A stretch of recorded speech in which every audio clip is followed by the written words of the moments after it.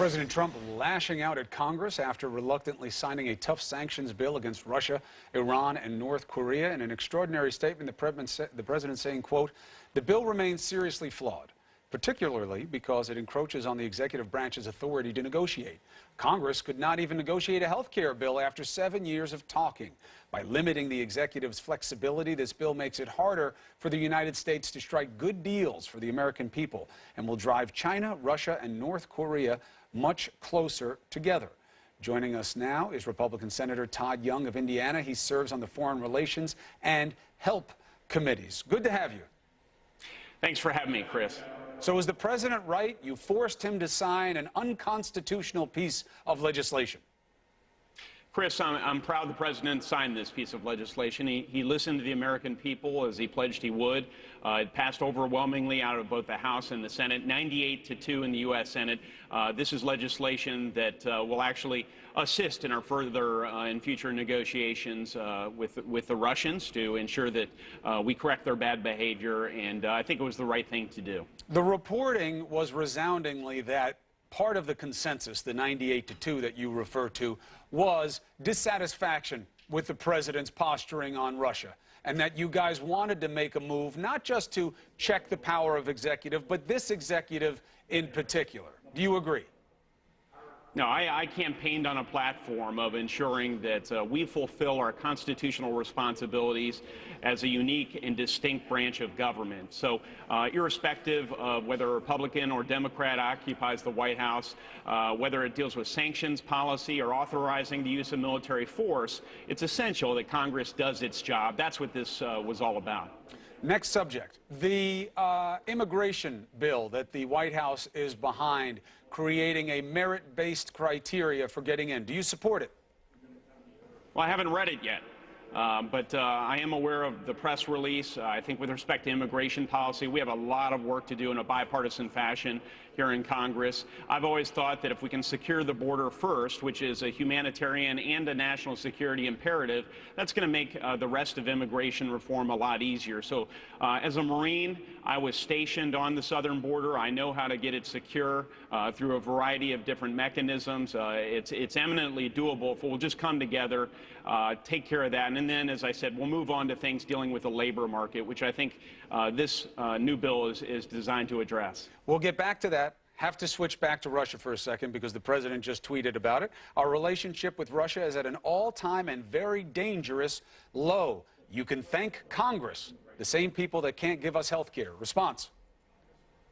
So my response is it is at an all-time low. Vladimir Putin has grabbed Crimea. He's encroached on Ukraine. He's meddled in our elections.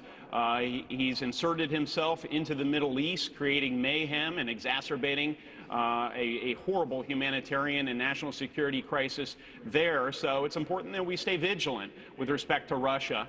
It's also important that Congress continues to act boldly on other areas of foreign policy. We're contemplating sending more forces and becoming further engaged in different areas of the world. And so Congress needs to speak with a unified and loud voice with respect to those matters, including the authorization of the use of military force. I recently drafted an AUMF, and perhaps we could get into that consequential issue.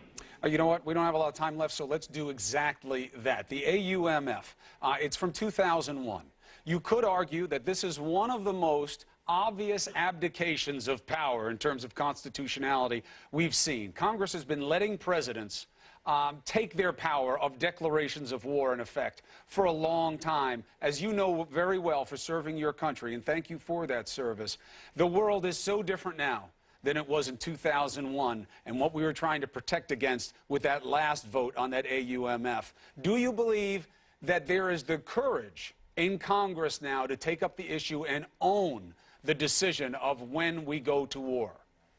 You know, I think a number of Republicans and Democrats have demonstrated the constitutional fortitude to not just speak, but to act on this issue. I commend Tim Kaine and Jeff Flake for also having produced a very thoughtful authorization for the use of military force. I produced my own that provides greater discretion to the commander-in-chief to fight and win battles and ultimately to keep the American people safe and secure.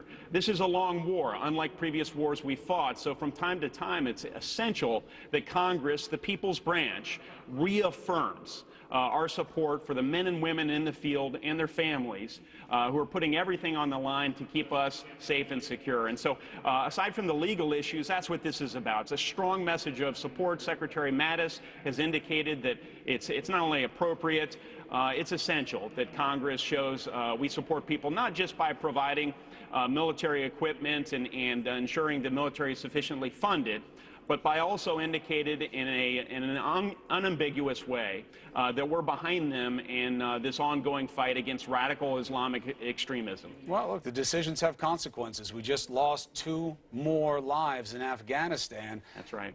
You guys in Congress should have to vote. You should have to say that you're behind it and these decisions and that there's accountability for them, should you not? We should.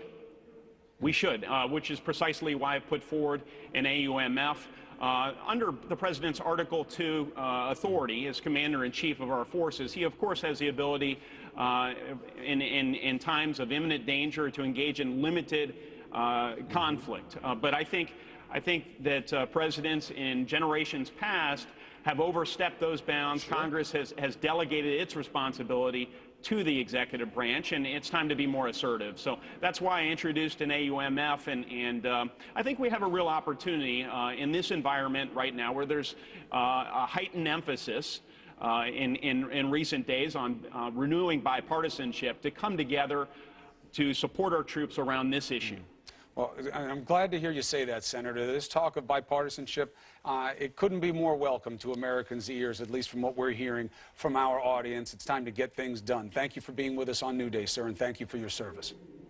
Thanks for having me, Chris. Allison. Okay, Chris.